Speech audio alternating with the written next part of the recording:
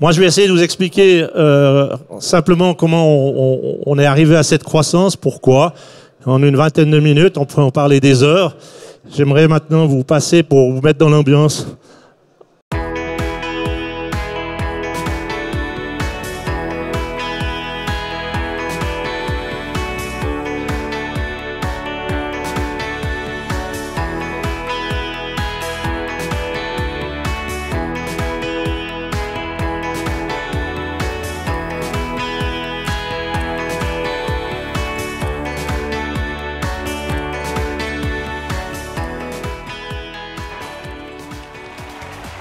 Out of the block very well indeed. She's got a leader, Hurry going well on the inside, and here comes Jetta, but it looks like Fraser Price again, and Jetta with Baptiste coming through. Oh, Fraser Price gets in, and it's between Jetta and Baptiste. Now let's look 10.86. Well, it was very, very close, and 10.93. So a second attempt at 2 meters and 39 then for Bashim Ahmed of Qatar. Oh, he's got it! He's got it! And he moves into the lead.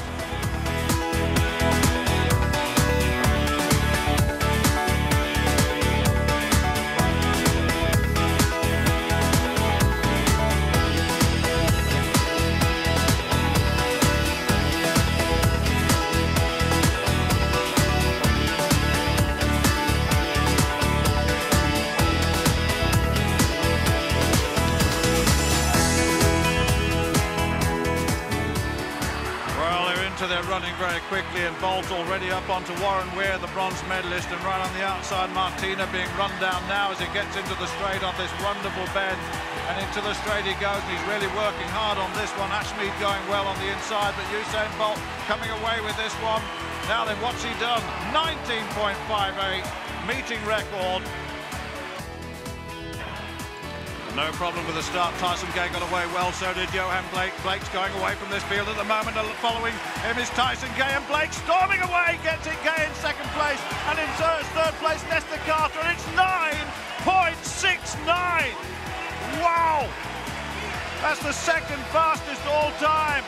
Tyson Gay has a 9.69, but into a slight headwind. That is sensational.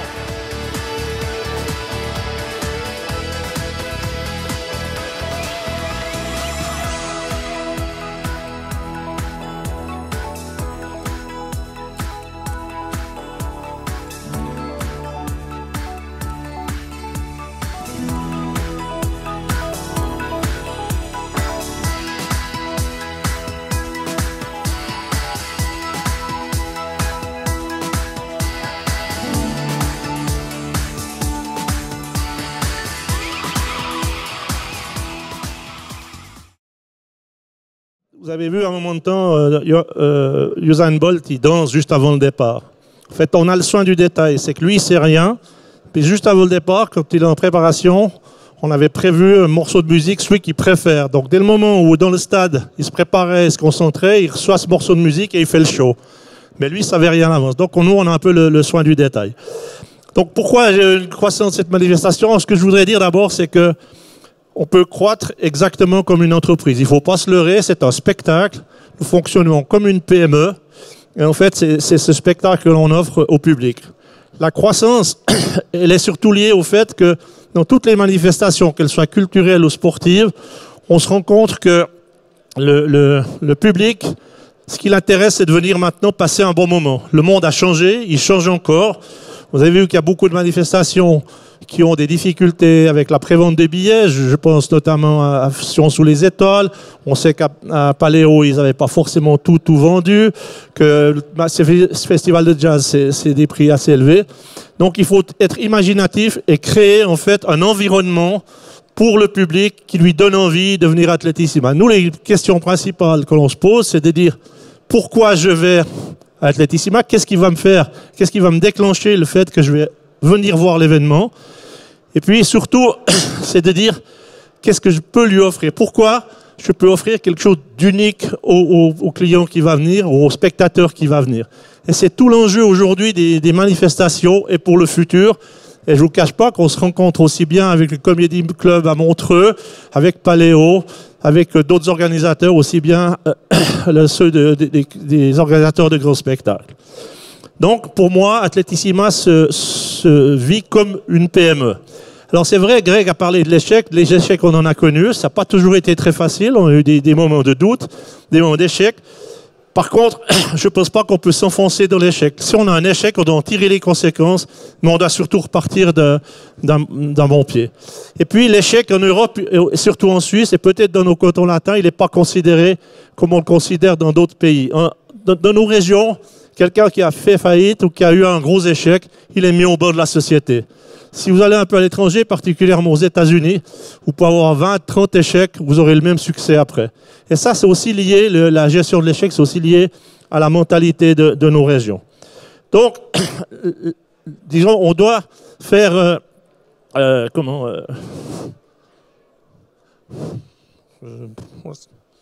pardon, voilà. Donc, l'Atletissima, c'est d'abord 4 salariés à l'année, plus 2 stagiaires pendant l'événement, et tout au long de la croissance de l'événement, on se retrouve à 1 mois de l'événement à peu près avec une quinzaine de gens qui sont salariés, soit sur des rémunérations de stagiaires ou sur des mandats. Le budget, c'est l'argent cash qu'il nous faut pour faire Atletissima. Et là, j'y reviendrai. Parce qu'on dit, mais Atletissima, c'est un soir, c'est 2 heures, ça coûte 5 millions, pourquoi dépenser autant d'argent pour voir? Nous, on a ce qu'on appelle le Atletissima Week. Et je vous montrerai 2 événements qu'on organise dans le cadre d'Atletissima. Donc, on organise déjà le dimanche avant un relais pour les familles au musée olympique qui est ouvert. On peut s'inscrire sur notre site ou sur les communications qu'on fait. On organise aussi un entraînement avec les jeunes. Vous verrez un truc extraordinaire où il y a à peu près sur l'ensemble de la Suisse romande 1000 jeunes qui peuvent côtoyer avant l'événement ces stars. Et puis on fait aussi des incentives, c'est-à-dire qu'on organise des séminaires pour les coachs et pour les athlètes qui veulent progresser ou apprendre et surtout faire des échanges d'entraînement comme vous les trouvez ici dans ce salon, des B2B. Et ça, c'est quelque chose qui nous tient à cœur. Donc nous, on a 5 millions d'euros, mais ça dure 1 semaine. Alors effectivement, on a une trentaine de stations TV en direct, on a 114 stations TV en différé, et puis on a 19 millions de téléspectateurs qui ont vu l'événement en 2018. Mais ce que le monde a changé, c'est qu'on dit, ces 114 stations, est-ce qu'on pourrait pas en différé, est-ce qu'on pourrait pas les mettre dans des stations en direct pour avoir plus d'audience? Mais en fait, nous, sur certains pays, et dans la plupart, on préfère avoir du différé. Parce qu'imaginez, le meeting est à 20h à Lausanne, mais aux États-Unis, c'est seulement 14h sur la côte ouest. Donc, vous n'allez pas faire un grand nombre, vous n'avez pas de prime time à 14h. Donc, il vaut mieux faire des contrats pour des diffusions différées qui souvent sont plus lucratifs que des contrats sur des choses en direct. Et peuvent un peu bidouiller le différé. Donc, nous, ça nous plaît d'avoir du différé. Et c'est quand même énormément de spectateurs, de téléspectateurs qu'on a dans l'événement. Et puis, c'est aussi les journalistes, 150 journalistes accrédités qui viennent du monde entier, qui viennent assister à l'événement. Et puis, c'est 900 bénévoles le soir de l'événement. Alors, on sait que c'est de plus en plus difficile dans une manifestation d'avoir des bénévoles, mais chez nous, on a très très peu de turnover. On a à peu près une trentaine, je vais dire, de bénévoles qui changent chaque année. Pourquoi? Parce qu'on s'occupe des bénévoles. Ça fait partie aussi de la croissance et de la notoriété de l'événement. Pour nous, un bénévole, c'est pas juste un gars qui vient le soir, à qui on donne un t-shirt et puis qui repart quand c'est fini, qu'on lui serre la main, puis on lui dit on espère te revoir l'année prochaine. D'abord, sur les 900, il y en a quand même 150 qui ont des tâches spécifiques liées à des règlements, qui participent aussi à des formations. Et puis, chaque bénévole de l'événement, en fait, il reçoit un équipement. On a un équipementier qui est Nike depuis de nombreuses années. Et en fait, on donne un t-shirt, mais un vrai t-shirt, celui qui peut acheter dans le commerce. C'était les collections Roger Federer quand il était encore chez Nike. C'était aussi avec Tiger Woods. Et on leur donne vraiment, ils reçoivent à peu près pour 1500 francs de prix de vente de matériel chaque bénévole. Nike nous livre 8000 articles. Donc d'abord, c'est de la communication. Parce que si vous recevez un t-shirt, un polo, longue manche, parce qu'il fait froid le soir, et éventuellement s'il va pleuvoir un kawaii, une paire de pantalons, un bas de training pantalon, une paire de godasses, mais des godasses que vous trouvez à des prix élevés dans le commerce. Et dessus, partout, c'est indiqué Athletissima. Mais on indique jamais l'année. Parce que des fois, il y a des gens qui les collectionnent, si ça les dérange un peu de ne pas voir l'année. Mais en fait, ce qui est bien, c'est qu'en mettant pas l'année, ils peuvent les réutiliser l'année d'après, en disant pas au bout de 5 ans, dis donc, tu n'as pas les moyens de te racheter un t-shirt. Et nous, ça véhicule de l'image un peu partout. Et puis, donc le meeting est terminé, pendant qu'ils se rangent, nous, on descend à l'hôtel avec les athlètes, c'est tout comme dans toutes les manifestations, il y a un repas pour les VIP. Mais les bénévoles, on leur organise dans l'espace VIP qui est transformé en vrai repas. C'est-à-dire que le meeting se termine vers 22h, 22h15 pour leur travail. Et avant 23h, il y a un traiteur qui est là, qui leur sert un vrai repas. Quand je dis un vrai repas, c'est avec des vraies assiettes, des vraies fourchettes, des vrais verres, de la vraie nourriture et du vrai vin. Donc, ils sont vraiment considérés. Et c'est très important pour l'esprit et pour le team spirit qu'on veut dans cet événement et qu'on a réussi à créer, d'où son succès et sa croissance. Et puis, lorsque le meeting est terminé, chaque dicaster organise des fois des petites fêtes comme ça. Mais en fin d'année, chaque bénévole, les 900, reçoivent un petit cadeau. Alors cette année, je ne sais pas, tu l'as avec toi, Martial, le bonnet? Je vais vous montrer mon collègue. En fait, chaque année, on réfléchit, mais il faut que ce soit un cadeau qui ne fasse pas plus que 2 cm d'épaisseur. Parce que voilà, cette année, ça c'était le cadeau du bénévole. Chaque bénévole a reçu un bonnet avec l'effigie d'Athletissima. C'est de la communication, un bonnet c'est toujours utile. Donc, si vous voulez, c'est chaque fois un défi parce que si vous faites un cadeau de plus de 2 cm d'épaisseur à la poste, ce n'est pas tout à fait les mêmes frais de port. Et quand vous en envoyez 900, il n'y a pas de petites économies. Donc, le bénévole, on s'en occupe tout au long de l'année. Ça, c'est une partie du succès que l'on a sur l'événement qui participe à sa croissance. Et puis, ça ne suffit pas. Il faut avoir un réseau. Alors, vous pouvez bien imaginer qu'après plus de 40 ans, le réseau, il est là, il est très fort. De la crédibilité. J'y reviendrai à la fin de mon exposé. Si vous n'êtes pas crédible, si vous n'arrivez pas à prouver ce que vous faites vis-à-vis de vos partenaires, vis-à-vis des athlètes, vis-à-vis des collectivités, ça ne peut pas fonctionner. Puis de la ténacité. Il faut vraiment toujours avoir envie, Greg l'a bien expliqué avant, il faut croire à son projet. Mais il faut vraiment y croire plus que tout. De la rigueur, une rigueur incroyable qu'on doit avoir, parce qu'il y a des budgets. Quand vous dépensez des sommes colossales, vous avez vite dérivé. Vous ne pouvez pas, même si vous aviez un 3%, imaginez sur 5 millions de ce que cela représente. Donc on a une rigueur sur le budget qui est assez importante. Et surtout, un esprit d'équipe. Athletissima, c'est une très grande famille. Alors j'ai mon collègue, parce qu'on a quelque chose à faire ensemble, mais qui est avec moi. On a créé Athletissima. C'était un de mes compagnons de la première heure en 77. On n'est plus que les 2 derniers de la première heure. Donc c'est une grande famille qui, tout au long du temps, avance. Puis quand je dis que c'est un travail, on a dit qu'on a 4 permanents pour un truc, vous allez me dire, d'un soir ou d'une semaine. Mais il y a tout le temps quelque chose à faire. Le mois de septembre, après il y a les vacances en août, on peut quand même donner un peu de congé au personnel et puis se ressourcer. Il y a tous les débriefings avec les partenaires que l'on doit faire, tout ce qui est les rencontres avec des partenaires potentiels. Il y a toute l'administration, il y a le paiement des athlètes, parce que les athlètes, on les paye après l'événement. On a 60 jours pour les payer, mais seulement lorsqu'on en a reçu de la Fédération internationale, comme quoi aucun athlète qui ont participé a été dopé, puisqu'on fait à peu près une 40aine de contrôles antidopage chaque année. Et puis après, dans ces décomptes, vous avez encore tout ce qu'on a discuté, c'est la TVA, il y a l'impôt à la source, il y a des attestations pour ces jours-là, et la mise en place du dossier, ça prend beaucoup de temps. Puis au mois d'octobre, c'est les séances avec la Fédération internationale, c'est-à-dire faire le débriefing avec les instances internationales, avec les chaînes de télévision. Ça se passe des fois en Europe, des fois en Asie. La Diamond League à laquelle on appartient, c'est 14 meetings qui se trouvent sur 5 continents. Donc, on peut très bien avoir une séance qui va durer 2 heures, qui peut se trouver à San Francisco, malheureusement, ou heureusement pour certains, on peut y aller. Donc, tout ça, c'est le mois d'octobre qui fait c'est ces débriefings pour pouvoir engager la suite. Au mois de novembre, c'est toute la mise en place et l'élaboration d'abord de la stratégie, il faut avoir des débriefings et de notre expérience. C'est toute l'élaboration de la stratégie, surtout digitale aujourd'hui, qui prend beaucoup de temps et qui coûte beaucoup d'argent. Nous, sur un budget de 5 millions, pour un événement d'un soir, on dépense à peu près 300 000 francs que pour la stratégie social media. Donc c'est beaucoup d'argent, mais aujourd'hui, c'est le vecteur qui marche, qui fonctionne le mieux et qui est le plus utilisé. Puis après, comme cette période maintenant, c'est toutes les séances techniques, c'est tout ce qu'on a défini comme stratégie, qu'on a mis en place, qu'on doit donner à ces chefs d'équipe qui gèrent ces 900 bénévoles. C'est aussi les écouter, c'est tout remettre en place. Mars-avril, c'est aller trouver les partenaires qui sont sous contrat pour pouvoir leur dire ce qu'on a modifié, ce qu'on veut changer, leur faire des propositions pour améliorer leur visibilité ou leurs actions avec les clients. Et puis après, on est tout de suite au mois de mai et juin.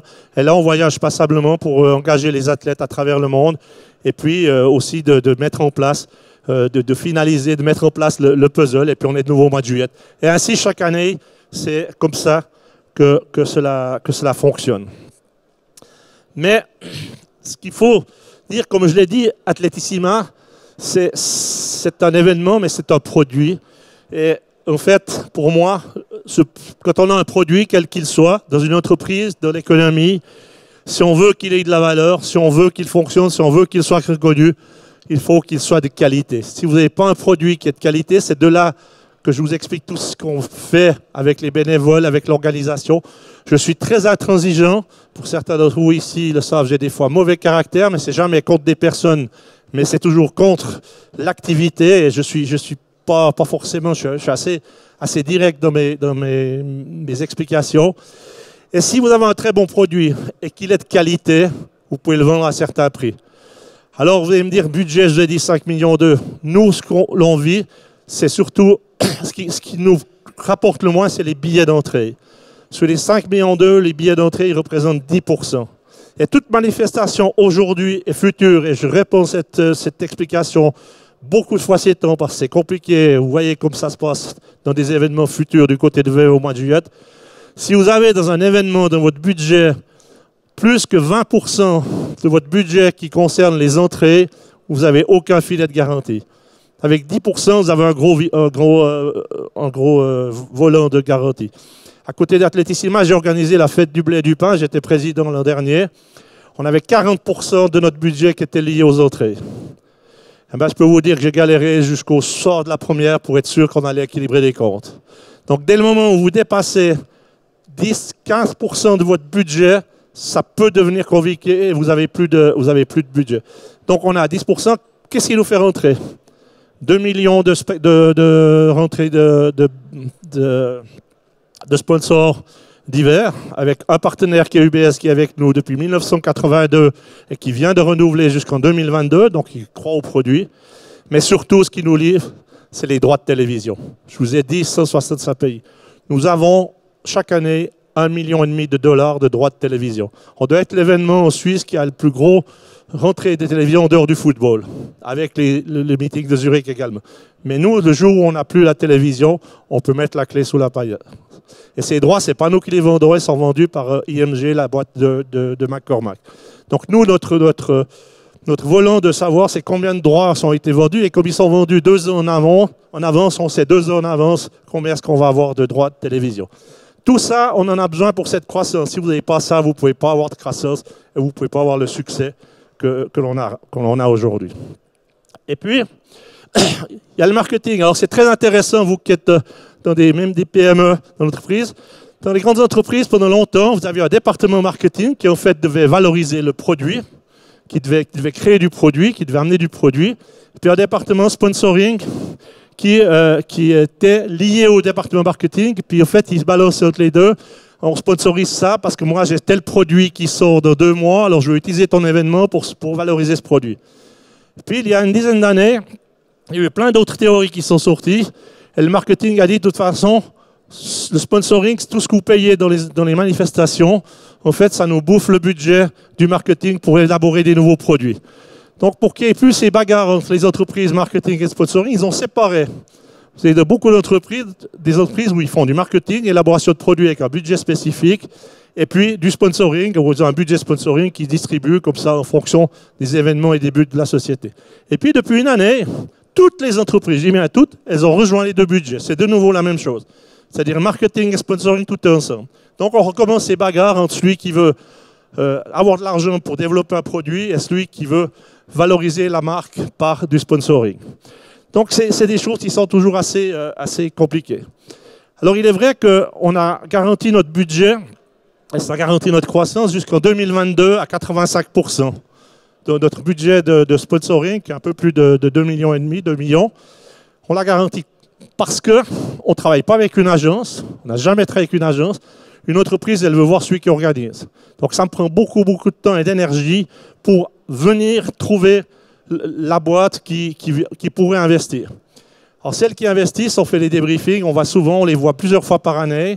Donc j'ai un staff, c'est pas moi je viens présenter, mais c'est effectivement je ne suis pas dans l'opérationnel après de la relation avec l'entreprise, mais j'y vais partout.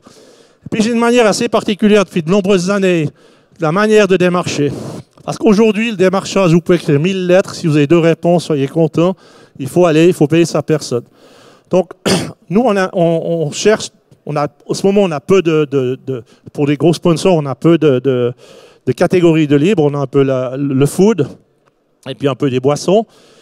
Mais en fait, je cherche toujours quelle est la bonne personne dans l'entreprise, donc, où est le curseur, si c'est le directeur général, s'ils ont un département marketing, pour pouvoir essayer de démarcher du sponsoring. Parce que si vous tapez trop haut, celui d'en dessous qui décide, il va être frustré. Puis si vous allez trop bas, c'est celui d'en dessous qui peut décider qui va être frustré. Donc ça prend pas mal de temps juste pour comprendre à quel niveau il faut aller. Et ensuite, ce qui surprend tout le monde, parce que quand vous prenez rendez-vous, ils savent d'abord que vous venez pour Atletissima. Donc il dit, il vient me piquer du pognon. Et moi, j'arrive, j'ai jamais de dossier. Lorsque je connais pas l'entreprise, je suis jamais allé. J'y vais les mains dans les poches. Alors c'est toujours très intéressant. En fait, vous arrivez, vous prenez rendez-vous, il y a un instant, la personne arrive, vous n'avez rien. Le type, il dit, mais il vient pourquoi? Parce que chaque fois que vous allez, si vous avez fait déjà l'effort, vous préparez des dossiers, vous mettez 7, 8 pages, puis vous dites, je ne sais pas combien il y aura de personnes. S'il y a du monde, il y en a peut-être 5, mais des fois qu'ils étaient 7, donc vous arrivez avec 7, 8, puis encore un 9e dossier pour être sûr que si jamais ils étaient trop, vous avez une serviette, puis vous avez peut-être une présentation pour vous reprendre, vous avez une clé, donc vous avez une serviette. Moi, je viens avec rien. Et le type, il est souvent déstabilisé. Parce qu'il dit, il vient pour il sait bien pourquoi je viens, et il n'a rien. Alors, j'ai rien parce que l'événement est connu, mais par contre, vous essayez de gagner la confiance de la personne. Vous expliquez pourquoi vous pensez que cette entreprise, elle pourrait être partenaire. Je ne sais pas si je vais lui vendre des places, de la visibilité, des échantillons. Ce n'est pas grave. Ce que j'aimerais, c'est qu'il adhère à l'événement, qu'il ait envie de venir faire partie de cette famille Atletissima. Et des fois, vous déviez du sujet, puis des fois, vous y revenez. Des fois, alors, ça dure plus longtemps que si vous avez une présentation. Puis si vous n'avez pas de présentation, il ne peut pas vous dire non. Il ne peut pas dire, ben alors très bien, merci, je le transmettrai au marketing qui vous répondra. Comme ça, vous connaissez la réponse une fois que vous avez quitté le rendez-vous. Donc, vous avez capté son attention, qu'il ait un intérêt, qu'il ait envie de dire, j'aimerais participer à cette aventure. Et ensuite, le deuxième rendez-vous, là, vous arrivez avec des propositions. Parce qu'en discutant avec celui qui va prendre la décision, vous savez quels sont ses pôles d'intérêt. Vous savez pourquoi il aurait éventuellement un intérêt. Donc, quand vous allez préparer votre dossier pour le deuxième rendez-vous, en fait, vous savez exactement dans quelle direction il faut que vous prépariez votre dossier. Et puis, vous perdez moins de temps. Donc, avec ça, on estime qu'on a eu passablement de succès. Parce qu'il faut aussi bien penser que le mécénat, ça n'existe plus. Des gens qui vous disent, je te donne 50 000 francs, puis on verra plus tard, ça n'existe plus. Donc, c'est un investissement. Et le partenaire, aujourd'hui, veut un retour. Alors, c'est vrai qu'il y a des outils qu'on utilise. On arrive bien maintenant, par notre expérience, à chaque fois donner un retour sur l'investissement que l'entreprise fait. Et c'est des retours qui souhaitent toujours très pointus. C'est savoir pourquoi le spectateur il est venu, combien est-ce qu'on a eu d'audience TV, combien de minutes ou de secondes on a vu leur logo à la télévision. Il y a tous des outils qui existent pour le faire. Donc voilà, c'est un petit peu tout ça qui fait qu'on a grandi avec notre événement. En 2 mots, les athlètes, c'est un petit peu comme quand vous prenez une coupe à dessert avec de la chantilly dessus, puis on vous met une petite cerise. Ben, c'est un petit peu la petite cerise parce qu'on est tellement haut dans la hiérarchie qu'aujourd'hui, on sert d'exemple dans beaucoup de meetings. On est dans les 5 meilleurs meetings du monde, donc c'est un petit peu plus facile pour nous. Les athlètes sont demandeurs et ce n'est pas nous qui allons les chercher. Donc nous, on a un budget qu'on vient de terminer. On sait combien on va vouloir dépenser, notre budget, parce que comme j'ai dit, je suis assez précis là-dessus. Et en fait, on va monter notre plateau d'ici mars-avril, mais sur le budget qu'on a avec les athlètes qu'on aimerait avoir. Et on va répondre aux demandes. Donc on est un petit peu, depuis 7-8 ans, dans une version un petit peu inverse, ils veulent venir. Pourquoi? Parce que pour les autres meetings, il y a à peu près 800 meetings dans le monde, mais il y en a 200 qui sont forts. En fait, s'ils veulent entrer dans les meetings d'en dessous, ils sont obligés d'être passés chez nous parce que là, ils peuvent faire un peu plus d'argent parce que les autres meetings disent, ouais, si Lausanne ou si Zurich ou si Bruxelles les ont pris, c'est que c'était des bons athlètes. Donc on est dans une très bonne situation et l'engagement des athlètes, ce n'est pas très compliqué. Donc on fait, comme je vous l'ai dit, des événements. On fait des événements dans la semaine d'Athlétissima et je vais vous en montrer un qui existe maintenant depuis une quinzaine d'années, je vais dire. C'est l'entraînement des jeunes.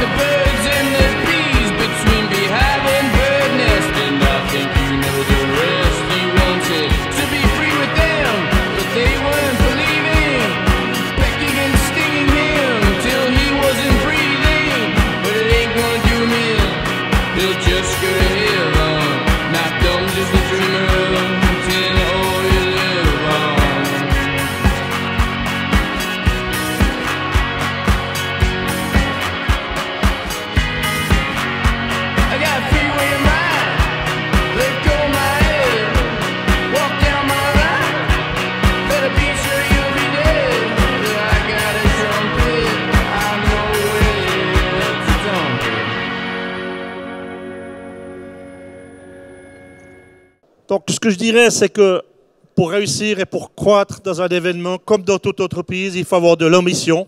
Sans ambition, on n'y arrive pas. Il faut une énorme passion. Je pense que je vous montre que j'en ai toujours.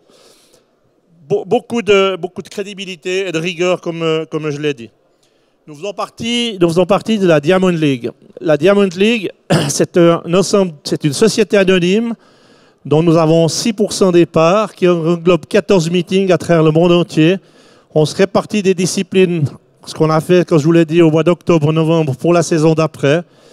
Et on a centralisé nos droits TV. En ce moment, pour le futur, on est en train de centraliser les engagements des athlètes, également des stars. On parle des 15 ou 20 qui font le spectacle. Donc, c'est quelque chose qui est une grosse machine, qui a quand même, qui travaille, qui vend tous les droits de télévision. Je peux vous les dire, les droits de télévision pour les 14 meetings, pas tout le monde a les mêmes clés de répartition. Comme nous sommes fondateurs de la Diamond League, on en a un peu plus. Mais la Diamond League génère à peu près entre 18 et 20 millions de dollars de droits TV par année. Donc c'est une grosse machine. Nous faisons partie de circuits tels que la Coupe du Monde de ski ou que les tournois de tennis ATP. Et tous les 5 ans, c'est ce qu'on fait maintenant. À partir de 2020, il y aura une nouvelle série de 5 ans qui part avec les meetings. Et on va signer un contrat à fin février en Écosse à l'occasion des championnats d'Europe. Et puis ceci a aussi permis, Athlétissima a permis de faire éclore quand même des super athlètes parce qu'ils sont sortis, Mujinga, Léa, Sarah Cho, Karim Hussein, sont sortis par les championnats d'Europe de 2014 et nous avions investi avec le meeting de Zurich Nous, on a mis 500 000 francs, le meeting Zurich, un petit peu plus, c'était chez eux, pour préparer les athlètes suisses. Et depuis 2014, ils nous font plaisir, ils nous font rêver parce qu'ils sont firmament, je pense, encore 3 ans jusqu'après les championnats du monde 2021, après les Jeux 2020. Mais tout ça, c'est la mission aussi qu'on s'est donnée pour faire fonctionner l'athlétisme en Suisse et faire cette manifestation qu'elle soit pérenne. Moi, j'ai 65 ans, 66 ans. J'ai déjà depuis 3-4 ans préparé un peu la succession parce que mon plus beau rêve pour moi, ce serait que ce soit pérennisé le jour où je vais m'arrêter, parce qu'il y a bien un jour où je vais m'arrêter, et que la manifestation puisse continuer de grandir, qu'elle puisse continuer de croître, comme vous dans vos PME, vous essayez d'avoir des transmissions d'entreprises réussies. Et bien moi, j'espère pouvoir aussi avoir cette transmission. Et pour ce rêve, pour terminer, avant que vous passiez aux questions, j'ai encore une toute petite vidéo. C'est celle que vous verrez, il y a une émotion extraordinaire. C'est ce qu'on fait avec les tout jeunes le dimanche avant l'événement au musée olympique pour donner envie de faire ce magnifique sport qui est l'athlétisme.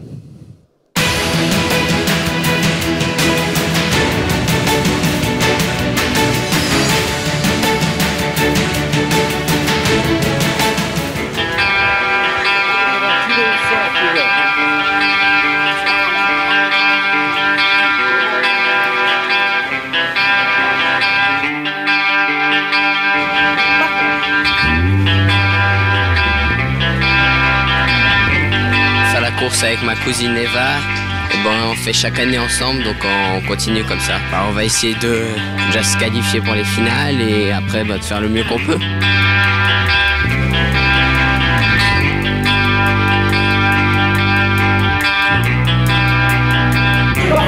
Les incorruptibles sur le rang de couverture collectif. Attention au départ. C'est parti pour cette catégorie. On est au musée olympique, au milieu de la course où on passe le relais, où ma cousine va me passer le relais pour que je finisse la course. On est là pour s'amuser et puis on va donner le plus qu'on peut.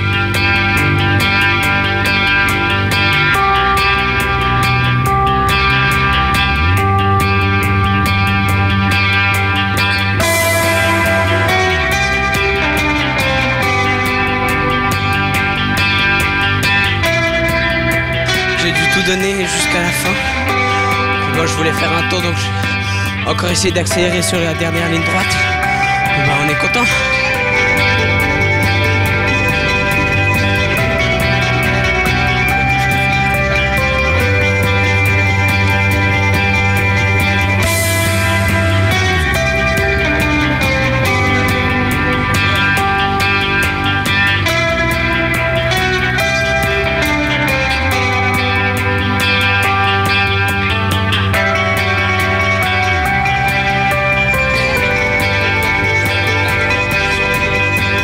On vient de monter sur le podium la première place.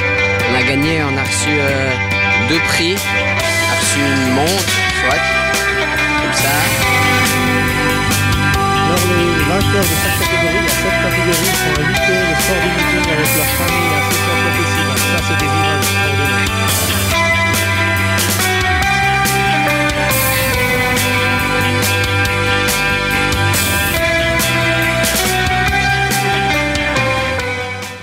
Voilà.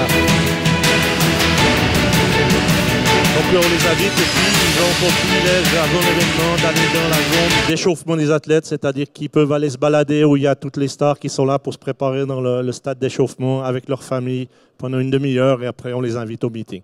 Voilà, j'ai essayé un peu de vous expliquer comment est-ce qu'on est arrivé à faire ce magnifique événement.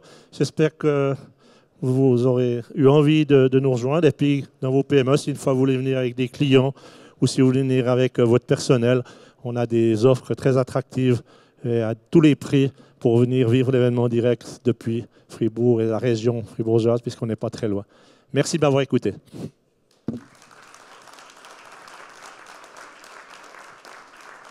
Merci beaucoup Jackie.